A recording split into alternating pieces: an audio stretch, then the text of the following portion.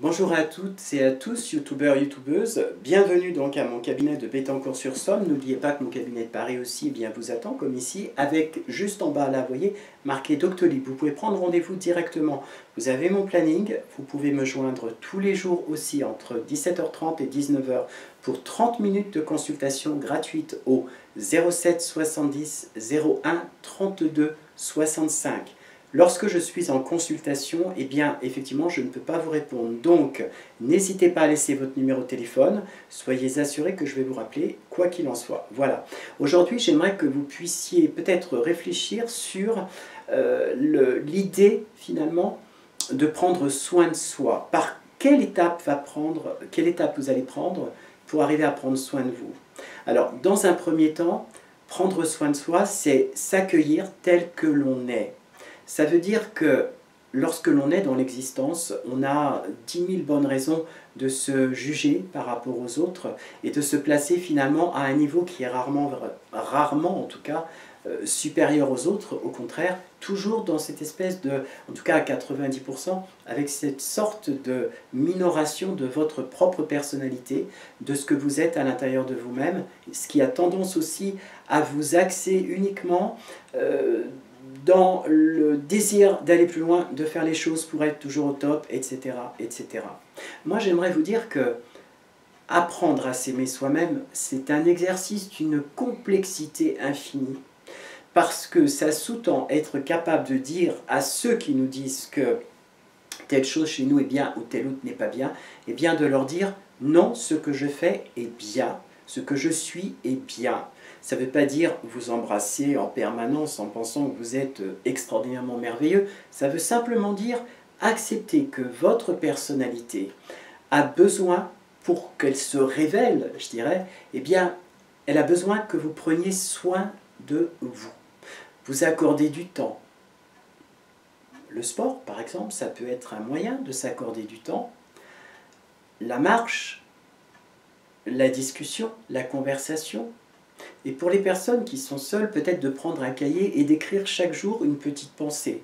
Voilà, quelque chose qui va leur permettre de se donner de petits objectifs au quotidien pour justement prendre soin de soi.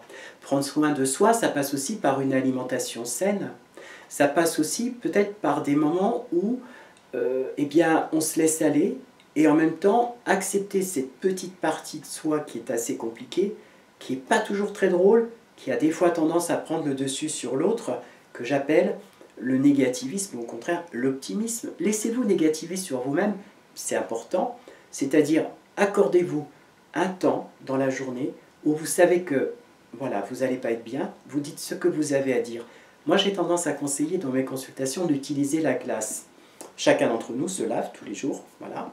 Donc quand vous êtes seul dans la salle de bain, prenez le temps de vous regarder dans le miroir et de vous expliquer ce qui en vous ne va pas. Et une fois que c'est fait, regardez-vous dans la globalité et prenez soin de vous.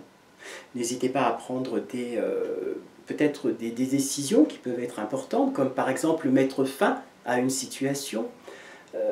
Très souvent, les personnes qui viennent me voir, je pense au couple, eh bien, parlent d'une lassitude, quelque chose qui s'installe doucement, péniblement, et qui entraîne finalement un désintérêt par rapport à l'autre. Et l'intérêt ne revient que lorsqu'il y en a un des deux qui prend la décision de faire stopper une situation. Prendre soin de soi, c'est accepter de regarder simplement un coucher de soleil, de vivre finalement chaque seconde de la vie comme unique, parce que depuis que vous regardez la vidéo, eh bien, le temps est passé, vous ne le rattraperez pas. Seul celui qui est à venir, vous pouvez le préparer. Prendre soin de soi, c'est dire « j'en ai marre ». C'est dire « j'arrête telle pratique, j'arrête parce qu'elle ne me convient pas ». C'est aussi savoir faire la paix avec vous-même. Et ça, c'est beaucoup plus compliqué. En effet, l'esprit humain a tendance à vouloir se culpabiliser en permanence. C'est-à-dire de se dire que s'il n'avait pas fait telle chose, telle autre ne serait pas arrivée. Si vous restez dans cet état d'esprit, eh bien, vous êtes dans une situation potentiellement dangereuse parce que tout ce qui fait votre bien-être intérieur va disparaître, rongé comme une maladie finalement par votre censure. La censure est bien, mais à dose homéopathique. Prendre soin de soi, c'est accepter de favoriser une multitude de connaissances, c'est-à-dire acquérir un maximum de connaissances. Et où on acquiert la connaissance, à part les livres? Eh bien, dans le partage avec autrui. C'est-à-dire prendre le temps de regarder l'autre comme quelqu'un qui ne veut pas vous agresser, mais comme quelqu'un qui peut partager avec vous. Voilà. Créer une situation épanouissante. Prendre soin de soi, c'est ça, c'est s'épanouir. Et épanouir aussi les autres, partager, exister au travers cette personne que vous êtes. Prendre soin de soi, c'est admettre que parfois on fait des erreurs.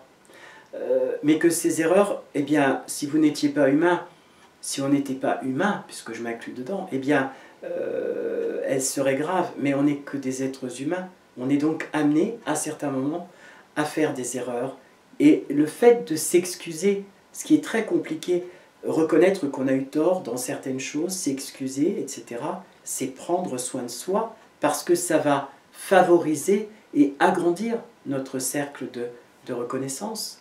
Prendre soin de soi professionnellement, ça peut être aussi, dans une moindre mesure, pouvoir dire stop au harcèlement au travail, à la compétitivité qui se met toujours au travers de votre route et qui va faire qu'on va vous en demander toujours plus, et au seuil que vous aurez atteint l'instant d'avant, l'instant d'après, vous ne l'aurez pas atteint et il vous sera répété sans arrêt que vous n'avez pas assez bien travaillé et que vous pouvez mieux faire. Prendre soin de soi, c'est justement arrêter de dire « on peut mieux faire ». Oui, on peut mieux faire si on transfère ce « on peut mieux faire » sur soi-même, sur ses propres capacités, sur sa propre personnalité. Et enfin, prendre soin de soi, c'est aussi prendre le temps de venir pour des consultations en termes de sophrologie, parce que là, pour le coup, ça va être vraiment axé sur votre propre corps, sur votre esprit et sur votre propre corps. Je vous ai montré dans une autre vidéo, je vous expliquais comment allait se dérouler la séance de sophrologie, ce que vous pouvez tirer de la sophrologie, et en même temps, cet outil, eh bien, vous pouvez vous en emparer pour vous permettre de continuer à prendre soin de vous. Vous avez la possibilité sur mon site, sur ma boutique, de télécharger, bien sûr moyennant 8 € via PayPal en l'occurrence, eh bien, des séances de sophrologie. L'une s'intitule « Voyage dans la forêt » et l'autre « Voyage au bord de la mer ».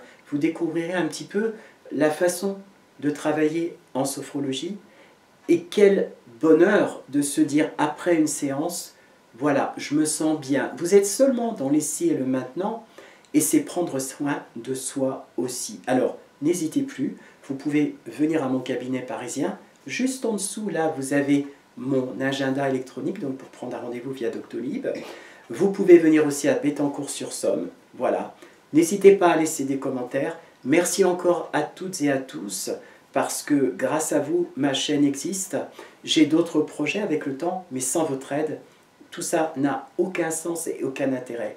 Merci en tout cas, à très très bientôt. Ciao, ciao!